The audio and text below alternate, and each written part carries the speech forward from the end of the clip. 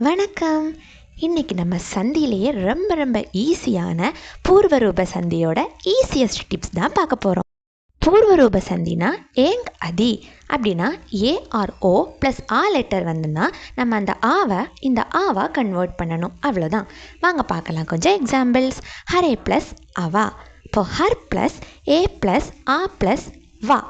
இங்கே ஏ ப்ளஸ் ஆ வந்திருக்கு. அப்போது இந்த ஆவை நம்ம இந்த ஆவா கன்வெர்ட் பண்ணுறோம். ஸோ ஹர் ப்ளஸ் ஏ ப்ளஸ் ஆ ப்ளஸ் வா ஹரே அவா.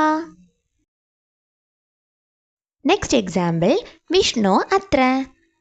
இப்போது விஷ்ணு ப்ளஸ் ஓ ப்ளஸ் ஆ ப்ளஸ் த்ரா. ஸோ இங்கே ஓ ப்ளஸ் இந்த ஆ வந்திருக்கு. இது எப்படி வந்திருக்கும்? ஓ ப்ளஸ் இந்த ஆ தான் அந்த ஆவா கன்வெர்ட் ஆகிருக்கு.